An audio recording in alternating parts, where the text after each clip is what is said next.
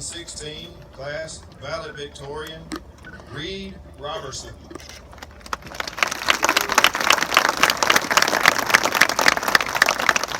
Reed is the son of Brad and Paula Robertson.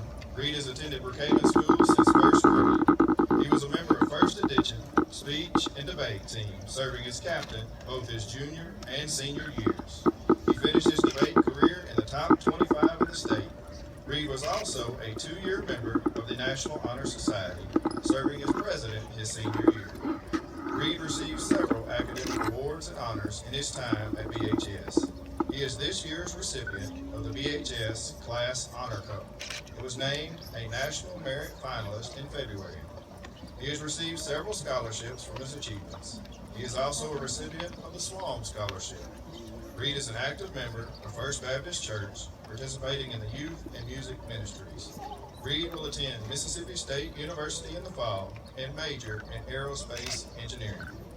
This year's class valedictorian, Reed Robertson.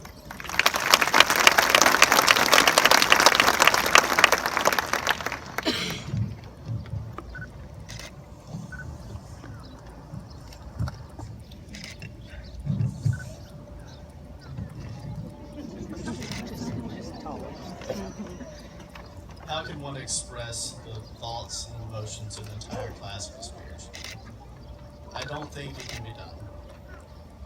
This is the culmination of 12 years of work. And as we sit here before our families and friends, I have no doubt that each of us feels the heavy weight of completeness sitting on our shoulders. Today, for the first time in our lives, we have actually completed something.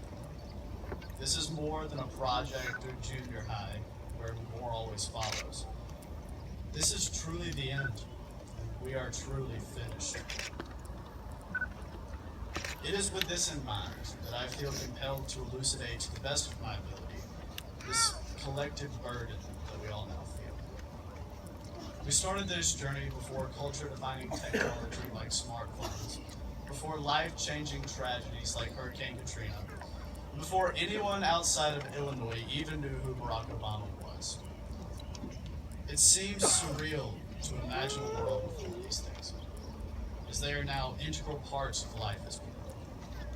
But first graders have more important things to worry about than politics. We were far too occupied with hunting imaginary deer. No, we couldn't care less what was going on outside of our tiny 6-year-old bubbles. But as we look back at these macro events, we must ask ourselves the question, have I grown? Have I, at the very least, reared society and moving forward? I'm sure that I speak for all of us when I say that I do believe the answer to that question is a resounding yes. There's more to the story, however. None of us did this alone because, again, our 6-year-old selves were grandly apathetic about this moment that seemed so far away. We all had a pit crew of people helping us to finish the race. They changed our tires and topped off our gas and continued to cheer us on with unending exuberance, even when we were in last place. Most importantly, they were unconditionally magnanimous when we ran over their toes and refused to give. These are the people to which we owe our success.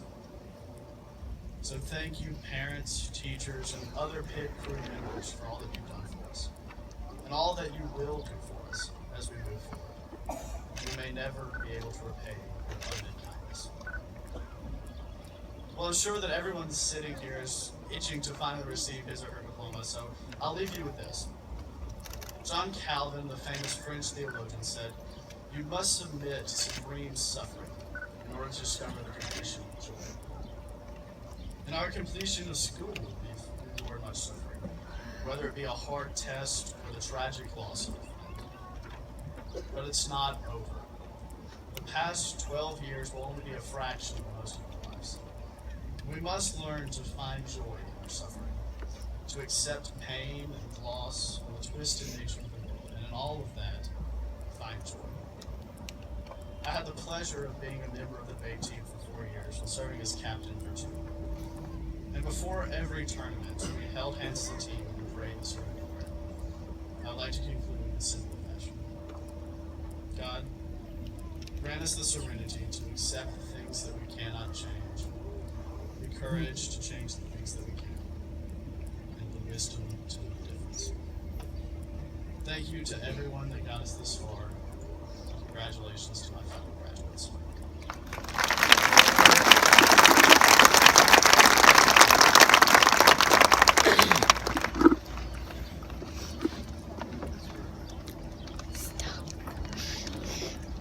On behalf of the faculty, staff, and administration of BHS,